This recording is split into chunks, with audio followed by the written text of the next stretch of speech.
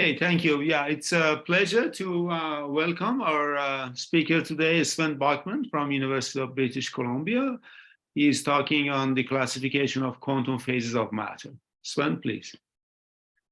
Thank you very much. I'm very happy to share these things here with you. I'm not at all a non-commutative geometer, so it's an interesting experience for me. And so here's I'm going to tell you about joint work with many people. Some of them are listed here: Alex Bols, Wojciech de Rock, Martin Fraas, Theo Jappens, and Bruno Nachtigale. And so here's my plan. So I want to first start with the classification of some phases of matter, of quantum matter, where precisely non-commutative geometry played a very important role. And I will, what I want to do is just probably just remind you of the structure that are there and that precisely allow for, non-commutative geometry, the tools of non-commutative geometry to be used. And then I will move on and try to explain why precisely in the case where the particles are interacting with each other, then this whole structure somehow is not there. And so non-commutative geometry doesn't, it's still unclear whether it can and will play a role.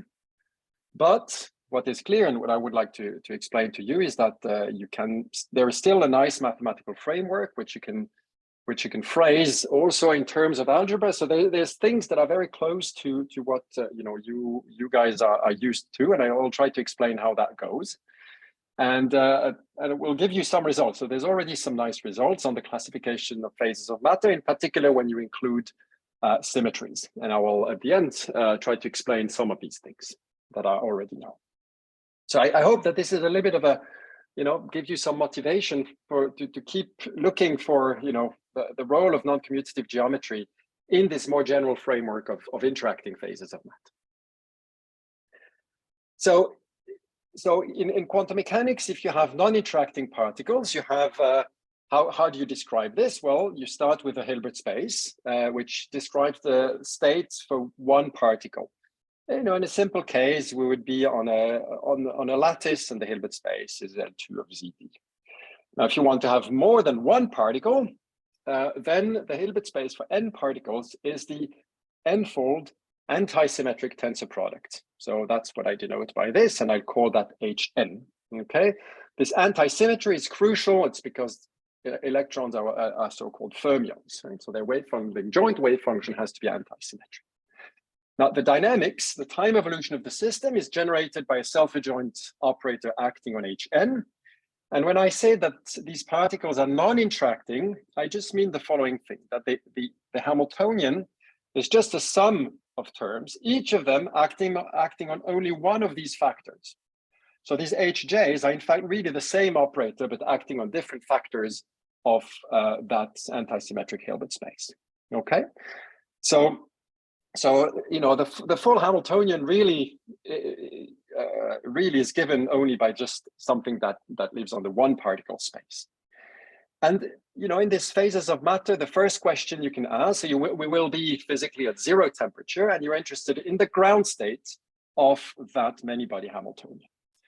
Because of the anti-symmetry, the ground state is just obtained like this. It's going to be an anti-symmetric tensor product of the first n lowest eigenstate. So that's the f1 to fn are the eigenfunctions for the n lowest eigenvalues, possibly with multiplicities. And you make an anti-symmetric product of this, that gives you the ground state of the n particle system. I'm sorry. Now, yep. Can I interrupt you? Of course. Oh, please go ahead. Go ahead. Yeah, sure. Very quickly, the fact that you take the Hilbert space to be like L2 of this ZD or Z, yes, it means perhaps that you're looking at electrons in some periodic boundary conditions. Perhaps you're working. Yeah. So there's two things. There's two things that I would like to say here. Mm-hmm. Yeah. No. So first of all, this is just an example. I could say, pick your favorite Hilbert space that describes the state of just one particle, right? Yeah, because so typically we would take like L2 Rn, something like Right. that. So I will also do that here. You know, when I write this, I in fact think of electrons hopping on the lattice. So I'm in a crystal. Physically, I'm in a crystal. So, okay. And right. I just, but okay, you know, it won't play any role here. Okay, but you can keep that in mind if you want. It makes the technicalities a little bit easier to be like this. It's a discrete model for some matter. Yeah. Okay. Absolutely. Good. Absolutely. Yeah. Thank you. Yeah. And sorry, so the fact that I'm in this. Question, if I could. Yeah, of course. So may I ask us how you have written that your Hamiltonian is a self-adjoint element of L of H. So is it bounded, or usually Hamiltonians are bounded? Yeah. So here, precisely because I'm on the lattice, you see, if I were to think, this could be just a discrete Laplacian on the lattice, which is a bounded operator. Again, this is just to make it nice here. If you were on the one particle Hilbert space, could be the big L2 space on RD, then things would become technically a little bit more involved. This one particle Hamiltonian would be a self-adjoint operator, only densely defined, in general unbounded, right? So I'm just trying to set here the, give the setting in the simplest possible case, which doesn't mean that it doesn't work in more general situations. Okay, but it's just that for us to have something in mind. Okay, thank you. Because precisely at the end of the day, really what matters, we're only interested in these low-lying eigenstates. Okay, and because of this non-interacting nature of the system, really, you can talk about the many-body ground state, or you can just as well talk about the projections P, which is in physics is called the Fermi projection, onto the first n eigenstates. It's labeled here, traditionally it's labeled by a parameter called mu, which is called the Fermi level, which corresponds to the energy just above the nth eigenvalue. Okay, so I can equivalently talk about the state in the n particle Hilbert space, or a projection into the one particle Hilbert space. Okay, and so the whole, in order to understand ground states of such systems, I just need to understand these projections.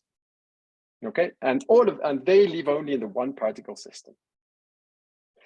Now, again, technically, then you want to look into an infinite system with an infinite number of particles at finite density.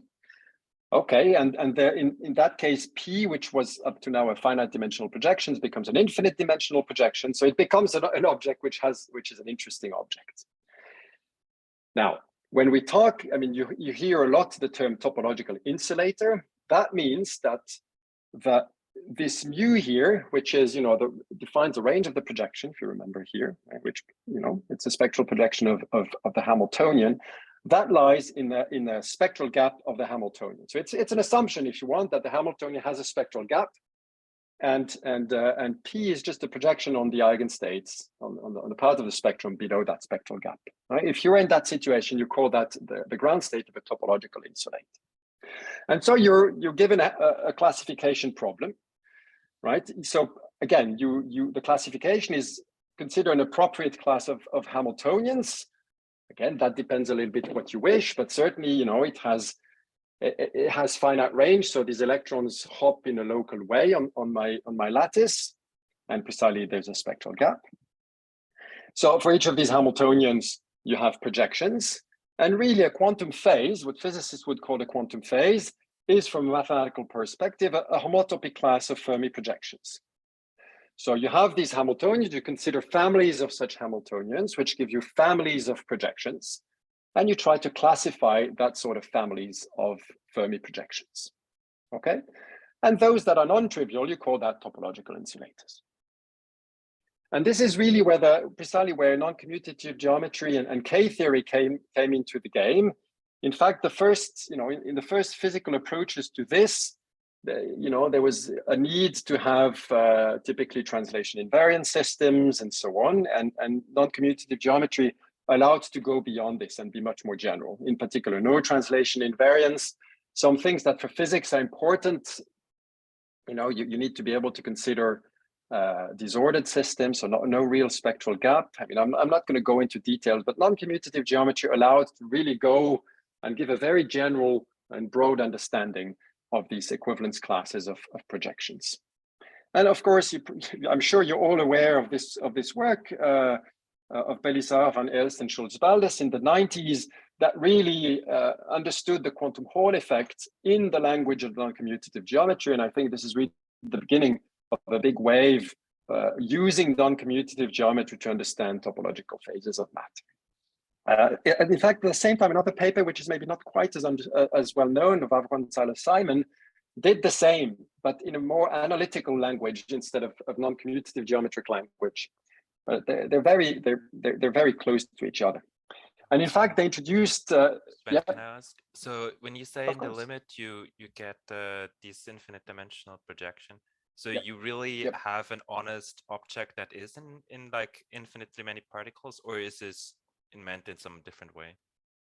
No. So this is really meant. So when you hear this, in fact, corresponds to a system which is in the infinite volume limit at finite density. So you really have an infinite number of states, infinite number of particles, right? But they're not interacting. So again, when I say this, this sounds very difficult. In fact, precisely everything boils down to just a projection. It happens to be infinite dimensional, but that's it. And so precisely, I want to give here, in fact, the content of the Avron-Simon paper. And you see, I've already changed here the Hamiltonian. They work in a continuum situation, okay? But it fits. This just change the one particle Hilbert space, and they consider two things.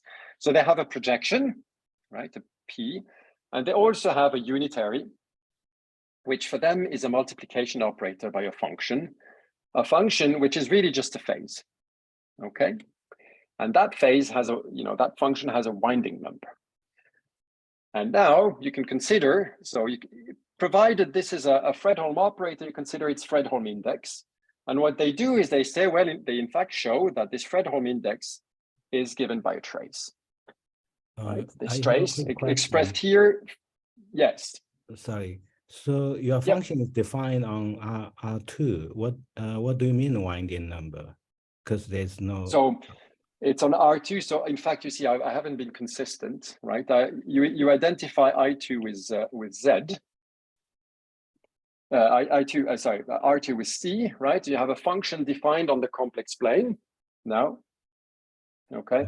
This is so instead of writing, when I'm thinking about winding number, it's on some like non-contractible spaces. So So here it's going to be a function which has a singularity at the origin.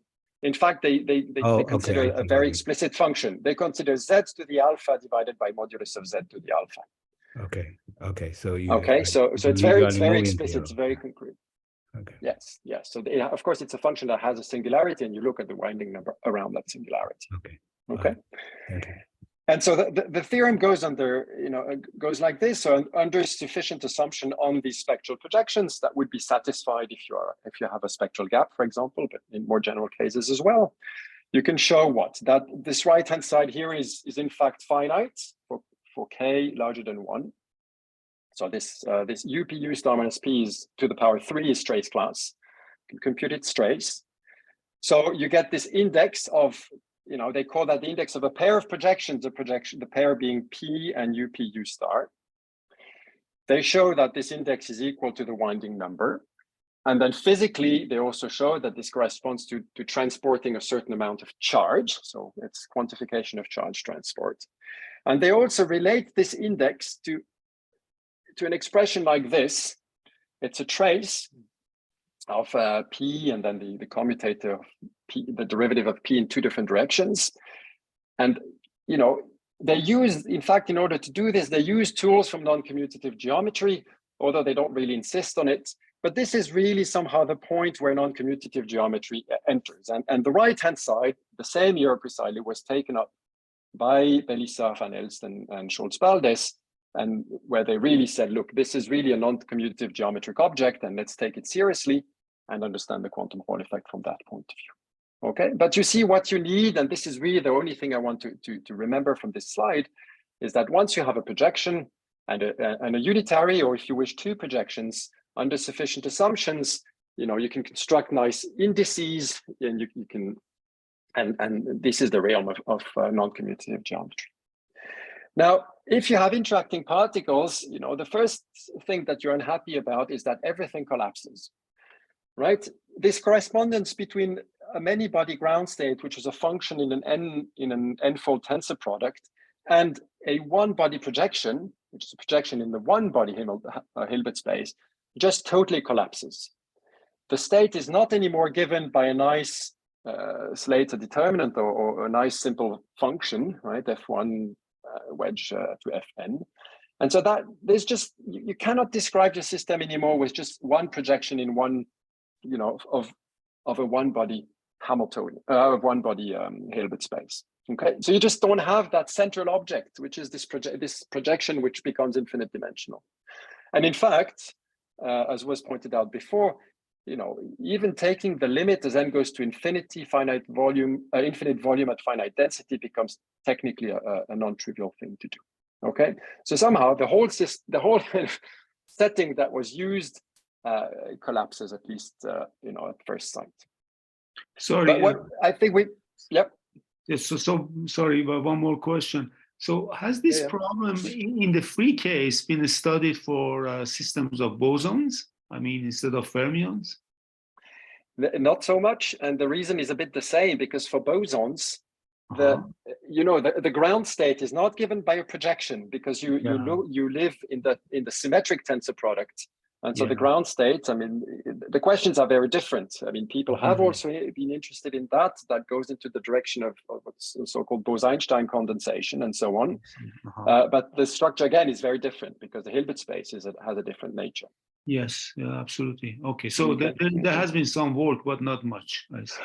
Oh, absolutely. And I think the whole question of topological insulators, at the end of the day, I think people, the quantum Hall effect, for example, these are fermions. Yeah. And so that's what you want to understand. Yeah. Thank you. But so I think the second part here, is that we learned something from non-commutative geometry in this business, is that really you should look at algebras. Everything lies in the structure of the C-star algebra of observables. So we'll concentrate on that, and that will survive the interacting setting, so to say. So what we'll do is consider rather, instead of states being vectors in Hilbert space, states here will be what I think you here are most used to are linear functionals on a C-star algebra, bounded, it's a bounded positive normalized functional. Now, precisely so far in the quantum Hall effect, the states considered is mostly a tracial state, just a trace, and this won't be the case anymore. Right, so our states are just general normalized linear functional on a C-star. And I need to tell, So my question is about this notion of state. So in the general case of a general C-star algebra, you consider all the possible states, but in the case of just B of H, taking unit vectors just corresponds to taking, first of all, the pure states, and second of all, these are always normal, the so-called normal states. So yes, what is the physical status of these states, which in case if your C-star algebra is a von Neumann algebra, are not normal? Is there any they are all, yes, they are very important. In fact, you see, I will touch upon that at the very end if I have time. But if in physics, what is important is really whether states are normal with respect to each other. And so what you're going to do is you start with a C-star algebra and consider general states, right? And states that are not normal with respect to each other, they correspond to thermodynamically different states. So typically, a state of fermions with different densities on the infinite volume limits are not normal to each other. So they cannot be represented, in the same Hilbert space. So it's a question of representation of the C-star algebra. So you do that in the GNS representation, and you can ask, which states have unitarily equivalent representations. This is a crucial question in this business, and precisely the fact that there are non-normal states and non-equivalent states plays a very crucial role in the classification of quantum phases. This is known, in fact, before, this is not new. This was known when people started to try to understand thermal phases before. So yes, it's an important question. In fact, in a sense, at the very heart of what we're going to do, and of this question we try to understand here. But in general, here states are general, right? So it's arbitrary states on the C-star algebra. Okay, so somehow considering general C-star algebra leaves the problem of particular representation, yes? And then if we choose a state, Yes. then we are working in a GNS construction, but changing a state would lead to some other a priori different GNS construction. Absolutely, yes? Absolutely. And in a sense, different GNS representations correspond to different phases. Okay. This okay, is a bit vague, but thank you. Yep. So which algebras are we talking about? Well, there's one which would really correspond to fermions, and this is the algebra, the so-called algebra of canonical anti-commutation relations. You know, I describe it, but let's maybe not go too much in details, because in this talk, I want to rather do something which is slightly simpler, namely quantum spin system. Physicists call them bosonic systems. And they are very simple algebras in a sense. So again, I'll do that in ZD. It's not necessary, but it's, you know, in a discrete space. We're in a discrete space. So at each site, you associate a little finite dimensional C-star algebra. Let's, for simplicity, assume that it's the same dimension at every site. So on any finite subset of ZD, you associate the tensor product algebra, which is still a finite dimensional matrix algebra, of course, of sizes which increases exponentially in the size of the physical volume. And then, you know, you consider the algebra is like this. You look at the union of all of these finite volume algebras, right? That is not a C-star algebra because it's not complete. So you just complete that with respect to the norm, and you get what's called usually the algebra of observables. Okay, so it's a limit of finite volume algebras. It has this kind of local structure underlying it, which comes from this tensor product on Z. So that's the algebra we're going to have in mind for the rest of the talk. Okay. Now, what is a trivial system in this business? Right? We're trying to classify now states. So trivial states, they are states that are product states. Product states, you can here it is. You define them, for example, on simple tensor products. You pick a vector f in Cn on the one side Hilbert space if you want, and this gives you a good state. Okay. These, you know, there's no correlation, so to say, there's no entanglement, as physicists would say, and they will be considered to be the trivial states from the classification of these topological insulators. No entanglement. Of course, any two such states are trivially equivalent by a local transformation. So all I need to do is find a unitary that maps this function f through any other function g on Cn, and then the corresponding two states, psi g and psi f, are equivalent through an automorphism alpha, which is just the adjoint action of a unitary, and the unitary itself is just a product at each site. Okay, so unitaries that are like this, that are product at each site, that's what I call local. Okay, they act in a very local fashion. In particular, if they take an element on a lambda, they spit out an element which is still exactly living on that algebra, living on the physical volume lambda. Okay, so that's as local as it gets. It starts from a local observable, it maps it into local observable for any observable. Okay, and so, you know, you here have a class of physical states that are very simple. They're all product and they're all locally equivalent to each other. Okay, good. Now we want to kind of generalize this notion of local equivalence. Okay, so one way to do it is through what's called interaction. So let me quickly tell you what an interaction is. An interaction, it's really a map from finite subsets of the lattice into the algebra of observables, which, you know, for each finite subset X gives you a self-adjoint element. Okay, that is living in that algebra A of X. And you suppose that this has fast decay. There's various ways to describe this. So if you open different papers, you get different definitions, but they're all morally the same in that the norm of this phi of X decays fast in the size of the set X. So typically, pick a function psi, which decays faster than any inverse power. And, you know, you make this expression and you want the sum here to be finite. So that morally says that, you know, the norm of these interaction terms, phi of x, decays faster than any polynomial in the size of this space x, right? Phi of x is the set, it describes the interaction of these systems living within the set capital X.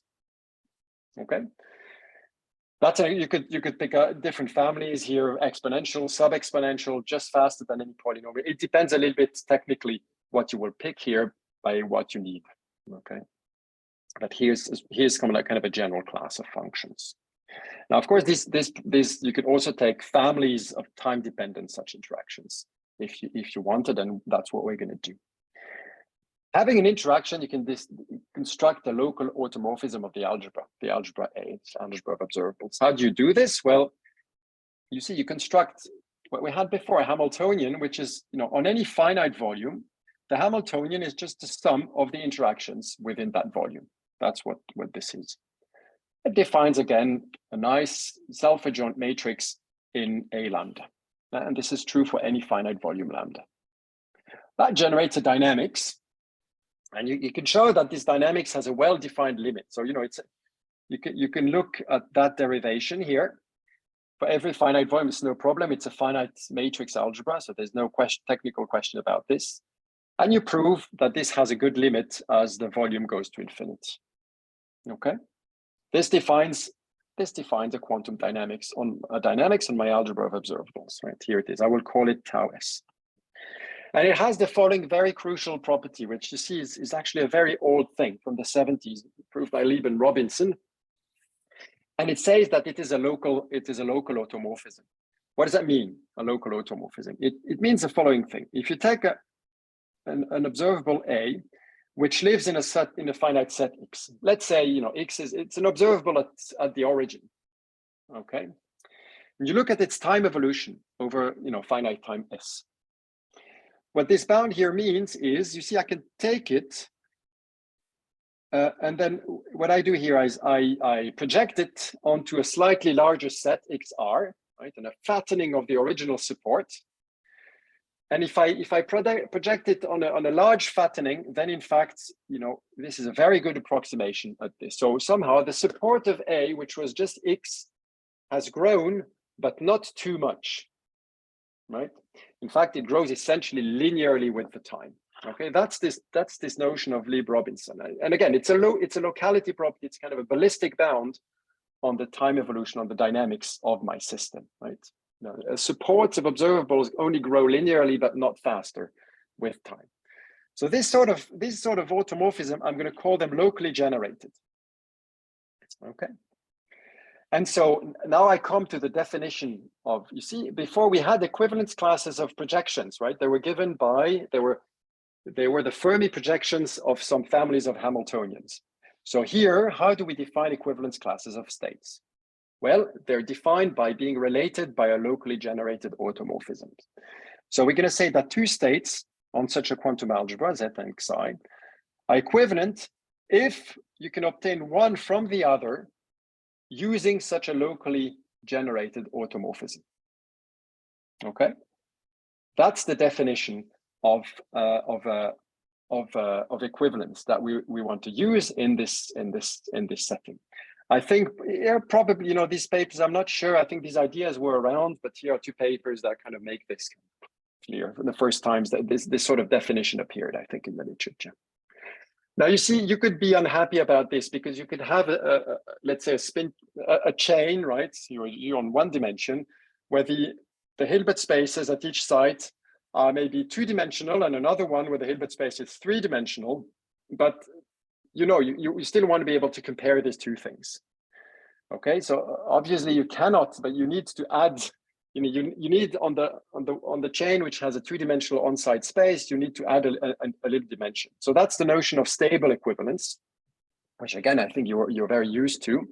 So you say that, you know, two states now, psi1, psi2 are stably equivalent. You see, before in fact there were states on the same algebra. Now I would like to be able to consider states that live on different algebras, A1, A2. And how is this? Well, you say that they're equivalent if they can both be embedded in a larger algebra, right, in the same larger algebra. And then be related by that sort of locally generated automorphism. Okay, so you put them both in a larger algebra, which I call A, right?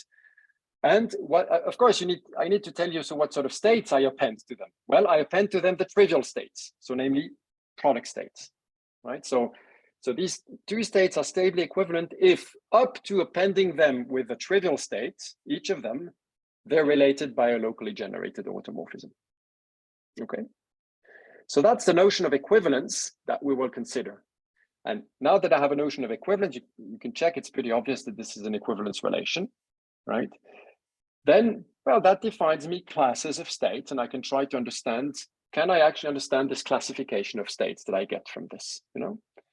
From a physical point of view, there will all be states that have, physicists would say, the same structure of entanglement. Is this definition okay? It's kind of the central definition of the business now in this interacting setting. Okay, good. You know, one first question you can ask, let me go a bit quickly about this, is okay, so if I'm a little bit, if I want to match what I knew in the non-interacting settings, where the equivalence was given by families of Hamiltonians that all have a gap, and they were corresponding to equivalence of spectral projections. Here, does something like this still hold? And the answer is yes. The answer is yes in the following fashion. So if you have a family, a smooth family of Hamiltonians, and you consider their ground states, so you get a smooth family of ground state, and you assume that again there's a gap above the ground state at for each point of the family. Then you can prove, and this is a result, you know, that I think was first again phrased by Hastings in 2005, and maybe put in a more mathematical framework back you know, a decade ago already. It says if you have a smooth family of Hamiltonians, then the ground states are precisely equivalent in the sense that I've just given you, right? So you can map the ground states through locally generated automorphisms onto each other. Okay, if you know if you know a little bit about adiabatic theory, maybe you've heard this. This is also called sometimes a parallel transport. So you can, you know, equivalence families of Hamiltonians generate equivalent states. Okay, provided the spectral gap doesn't close. That's exactly the, you know, phrased like this, this is exactly the notion of equivalence we had in the non-interacting setting. Good, so that's this, you know, kind of a sanity check of our definition of equivalence.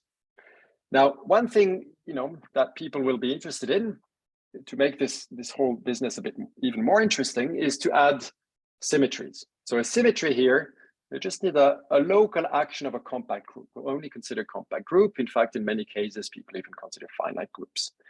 Okay, so you have a local action on each algebra at each site, AX, given by gamma. It's you know, it's an action. You can tensor product this. Again, this yields an action on the whole algebra. Okay, and a state can be symmetric if it's invariant under that action. An interaction can be symmetric again if each 5x, each interaction term is invariant under the group action. Okay, so we have a good notion of a symmetry action on the algebra and the states. And so you can ask the same question, but now with symmetry. You can say, when are states equivalent, but with symmetry? Well, they're equivalent if, you know, the states are symmetric, and the locally generated automorphism that relates one to the other is also generated by symmetric interactions. So everything lies now within a world of G invariant objects. Okay, this is what people called the classification of symmetry protected topological order, or SPT. So these states are called SPT states, and SPT states are like this, right? So they're invariant under the group action. This is part of the definition. They're trivial, so to say, if you ignore the symmetry, right? So if you ignored the symmetry, you could deform that state into a product state. It would be in the trivial class, right? You could deform the state into a product state through a locally generated automorphism. But they're non-trivial because of the presence of the symmetry. So they're not equivalent to any product state if you insist on the path being a path of symmetric states generated by symmetric interactions. Okay, that's what is an SPT state. So it's non-trivial only because of the presence of the symmetry. Okay, and that's what I want to consider. So you want to classify this, and this is well understood now in one dimension. So let me, tell you, by how long do I have? 50 minutes, an hour? What's the? About 1 hour, yeah. Okay. So in one dimension, you can actually do, but you can understand the full classification. So the classification of such states, so they're trivial without symmetry, but they're non-trivial with symmetry. In one dimension, it turns out you can prove that you have a full classification of these phases by projective representation of the group. Okay, so you can construct an index whose values is in the projective representation of the group and which fully characterizes states. You can ask something more, so that's somehow the part that the set of G, these SPT states, is in fact a disconnected set, and there's various layers, various classes of such states. Then you can ask another question, which is physically also a relevant one. It's about loops, so cyclic processes of such SPT states. This, for example, the quantum Hall effect will be one example of that. So this is, I want to classify loops of SPT states. Okay, that sort of thing. I have continuous families of states, such that psi0 is psi1. And that also is now understood. In fact, I didn't say by whom, but we'll state that later on. It's a theorem of ours of this year.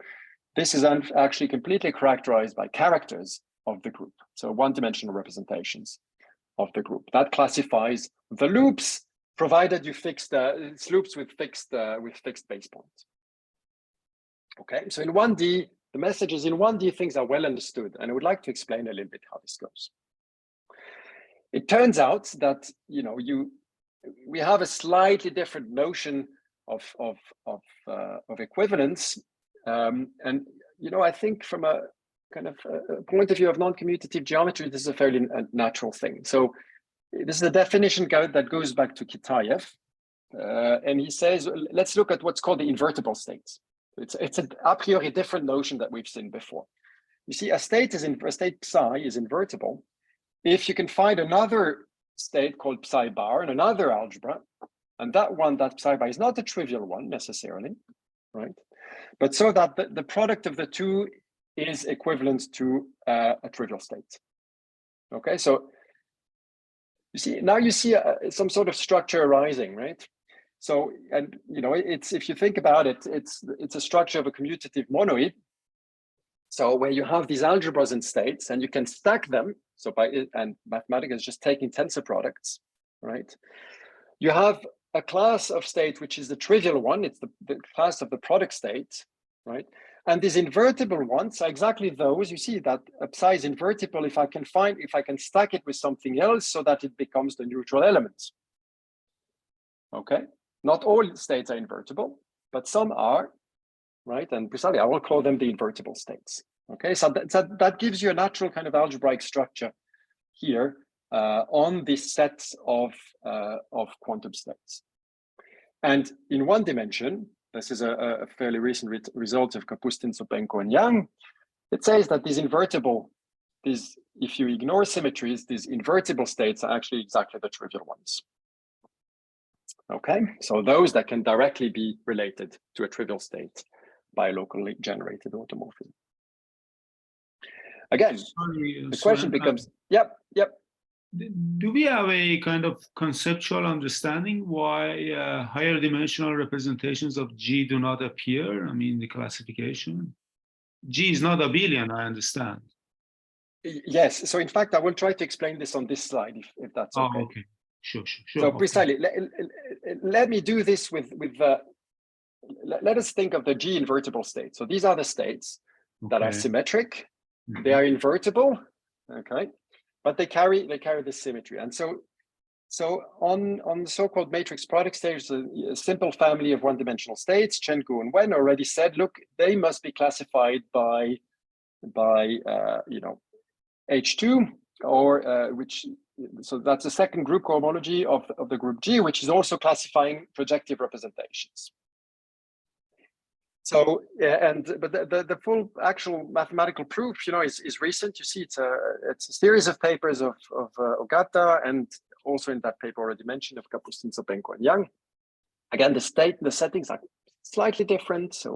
But they all arrive to the same conclusion, that these classes of G-invariant states, this is completely classified by projective representations.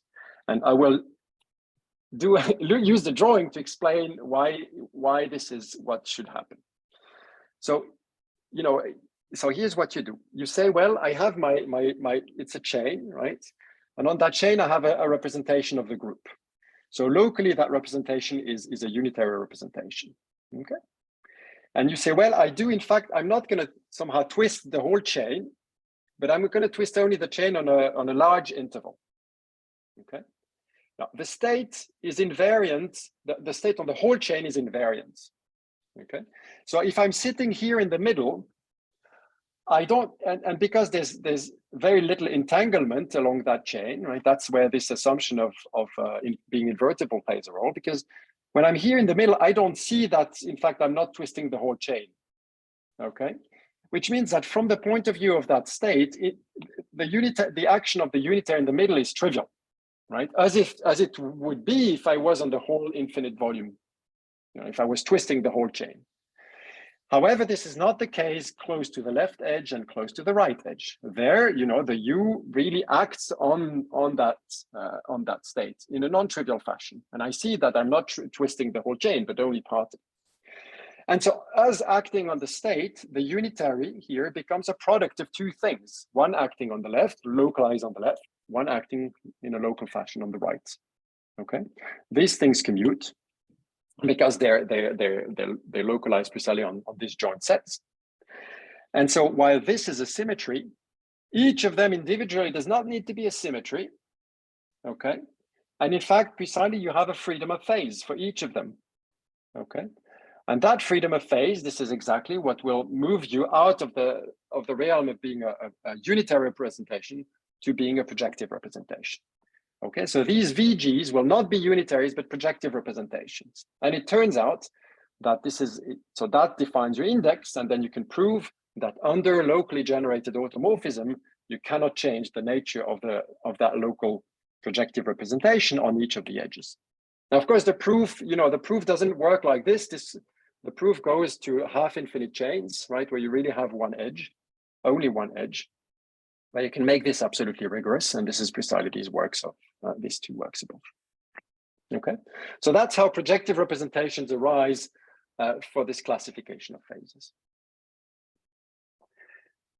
So if I want to talk about homotopy, so loops now it's more, right? I have paths of such states, right? So a path, well, again, we know here, we know what we mean by continuity, really. Everything is always, a path is a path generated by a locally generated, Hamiltonian, right? So this is the sort of paths I consider.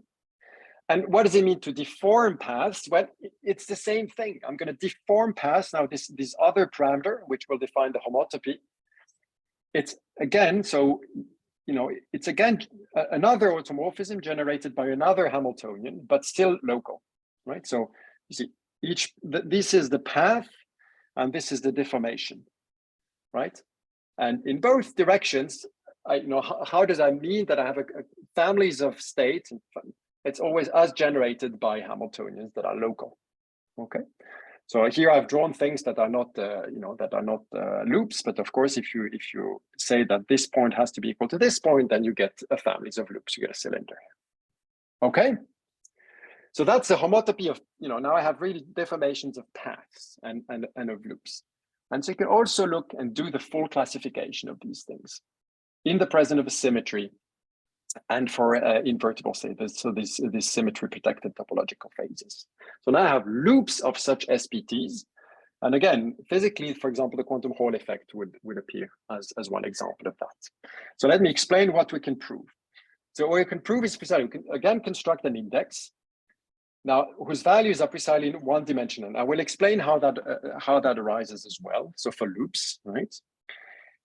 And so let me quickly go through these points. The first point here is that, you know, this is a good index on the equivalence classes, right? So it is the index to construct is a constant along the equivalence class. Okay, so it's an index of the equivalence classes of GSPT states. What else? The second point is, you know, that indeed, if you have a trivial loop, so, you know, a constant loop, nothing moves, the index of the loop is 0. It's a trivial index. I hope, and this is another sanity check. For third, it's surjectivity of the index map, right? So you can find for any value, for any character, you can find a loop that has that corresponding index. Point 4 is injectivity of the map, right? So if, you know, so the index is constant, you know, if you have two loops which have the same index, then they must be homotopic to each other, okay?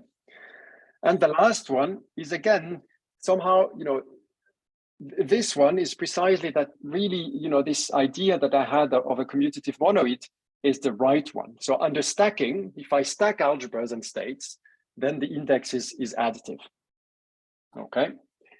And in fact, because we have loops, you know, you can have another idea.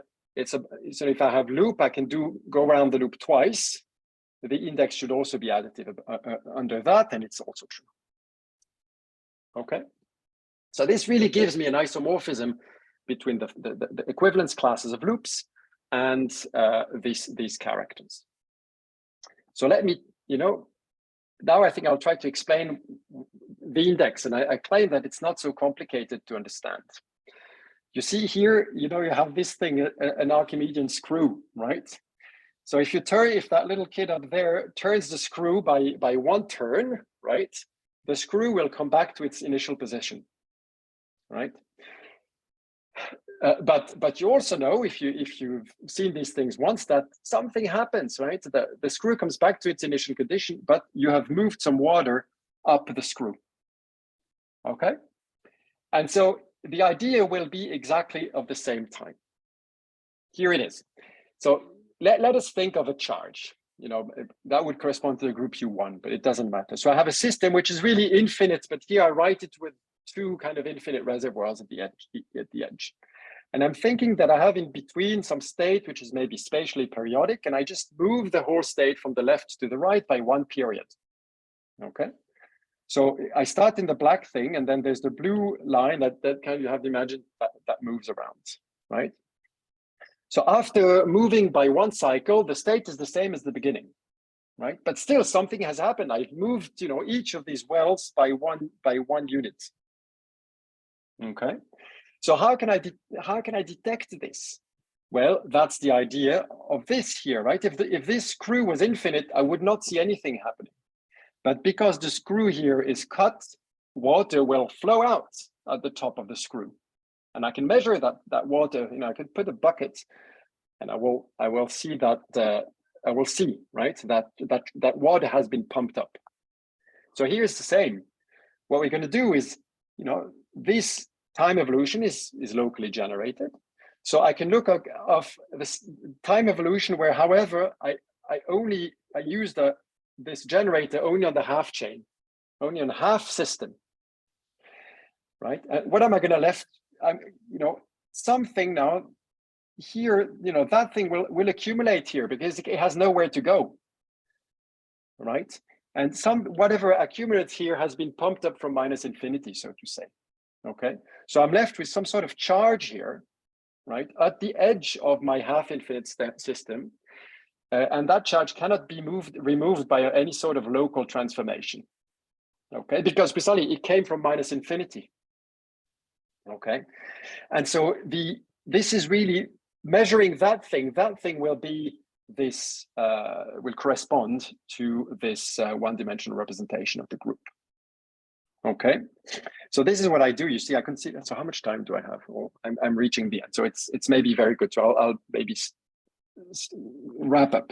See, I consider what I call the pump state, which is I start my loop, but I evolve it only with the part of the Hamiltonian, the half-infinite Hamiltonian, the half-infinite chain.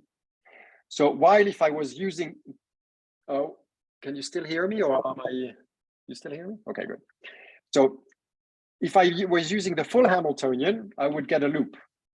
But because I'm using only the half-infinite Hamiltonian, I do not have a loop, right? So this psi minus is really different from the initial state.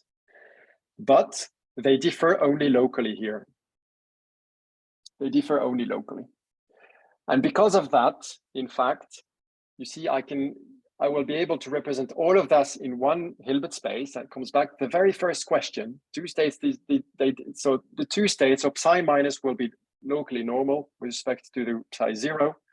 I can represent that in the same Hilbert space. I get a unitary up to a phase again.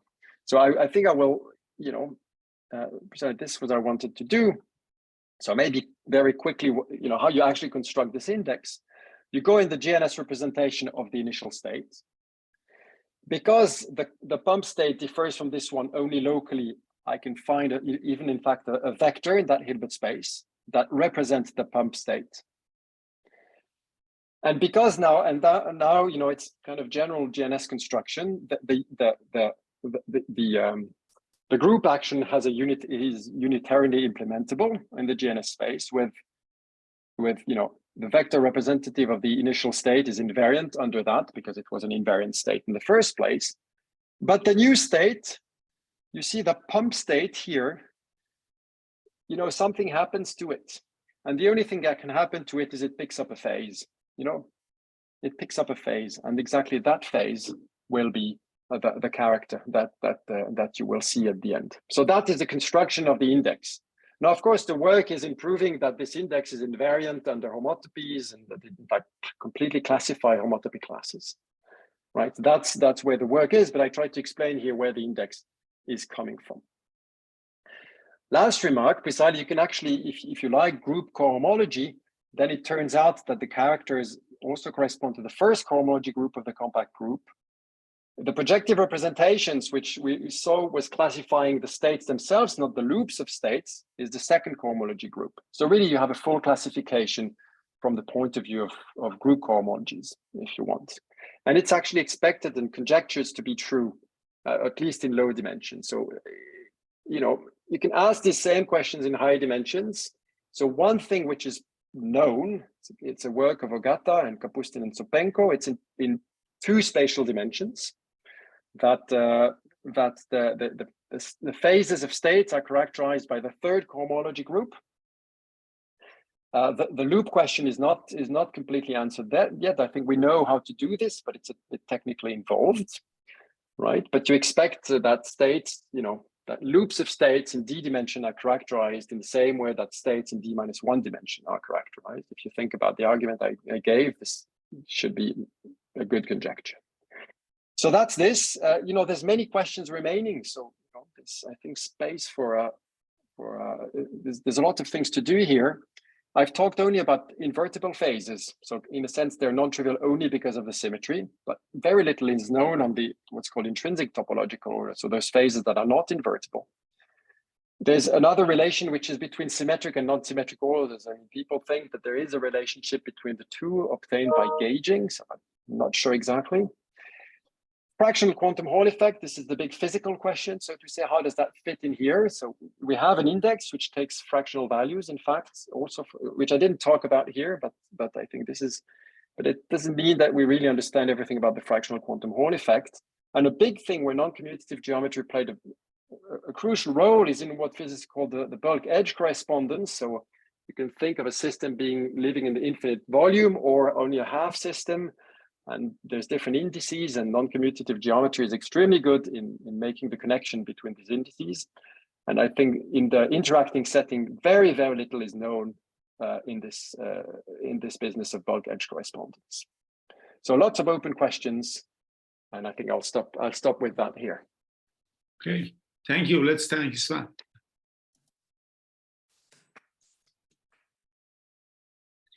Okay, are there any questions or comments?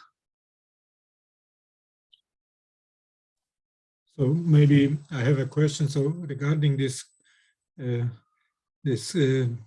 comment about the conjecture to be classified by the cohomology group up to the dimension 4. So what happens in the higher dimension? Is it somehow related to the so-called mean field theory? No, I don't think so. First of all, I should put a disclaimer that I don't exactly know. And I don't think anybody really has a good idea because, you know, I think it's precisely, we have a proof until, you know, in some dimensions. Then higher up, I think there's no actual proof of anything general, but I think there's examples of systems that are where you see that you know, they don't fit into a cohomological classification, whatever you want to do this. So there are systems, but they are just examples. So there's no, I think there's still a complete lack of understanding of what happens in higher dimensions, why things are different starting at, you know, 3 dimensions or 4, depending on how you count. And certainly I don't have a good picture for that. So far, I think, you know, for example, this problem of the classification of states, there's a famous paper of Elsa and Nayak, but precisely they, you know, in 2 dimensions, they have a nice algorithms, and in higher dimensions, they need to make kind of unnatural assumptions. But there's also, even there's no good explanation, I think, why this should fail beyond some things that might appear just as technicalities. So I don't think anybody has a good answer to that, not even why, you know, why things starts to break up in higher dimensions. I certainly don't. But sorry, it is believed that in higher dimension, the situation would be somehow more complicated. So you don't expect that in some particular high dimension, somehow it will suddenly just turn out to be easier. I don't think it's expected. I think it's expected that, you know, the somehow the HD index will still be there, but it wouldn't be a complete classification. So there would be other, you know, if you have 2 states with the same cohomological index, they might not even be, you know, homotopically equivalent. Mm-hmm. So that there's more, you know, there's more classes. Things start to getting even more interesting in higher dimensions. Wow. That's, I think, the expectation. Wow, thank you. Okay, any other questions or comments? Maybe I ask one more question. So you were mostly, at the end, you were using not Fredholm index. I mean, the index that you had was sort of as just cohomological nature. So, but at the beginning, there was Fredholm index. So what's the kind of nuance between the two? I mean... So there's no... Yes. So again, there's no obvious connection because the whole setting in which the Fredholm index appeared is just not here anymore, right? I don't have an infinite, you know, I don't have an infinite dimensional projection in the first place here. I start with one state, which if you represent it in the GNS Hilbert space is just a 1-dimensional projection.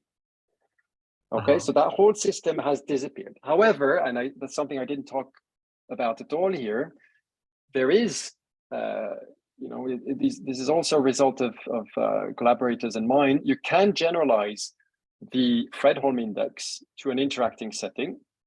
Mm-hmm. It goes along, again, a different path than this one.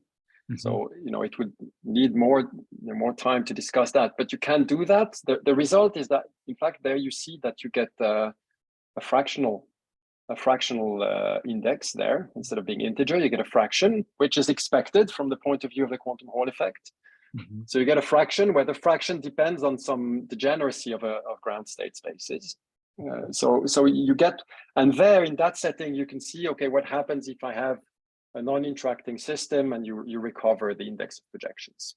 So that's to say that generalization of the Fredholm index is, you know, is reasonably well understood, I think. But this is not really what I talked about here, and it's in 2 dimensions, right? Yeah, and I suppose these systems have some parameters that if you fiddle with, they will go through phase transition. I mean, there would be like quantum spin chain phase transitions. Are these methods strong enough to deal with those, or? You know, in a sense, I would say, well, you know, the very definition, when I say that the two states are equivalent if and only if they are related by a local automorphism, the idea behind is exactly the, you know, the theorem that maybe I can go back, but the theorem that I quickly flashed, which is this one. It says, well, if you don't have a phase transition, so the spectral gap does not close, then I have this equivalence notion, right? And so then let's, you know, kind of from there, let's take that equivalence, or that notion of equivalence given by locally generated automorphisms as our definition of equivalent states and therefore definition of phases. And so really when, you know, the whole thing says, well, let's start with classifying phases and not, let's just ignore what happens at the boundary of these phases. Okay. So very little is known about quantum phase transitions, you know, really the transition themselves, I think, from a mathematical point of view. People have spent quite a bit of energy recently to prove that at least these phases are stable, in the sense that if I have a point within a phase and and a spectral gap is open and I deform the Hamiltonian a little bit, then the spectral gap remains open. So again, these are all kind of checks that things are coherent, right? That we're doing what we're doing is what you would like to say. Phases should be kind of, you know, open sets in the set of whatever, whatever you want to consider. Very nice. Any other questions or comments? Okay. So it looks like there are none. So let's thank Sven for a very nice talk again. Thank you very much. Thank you. Thank you.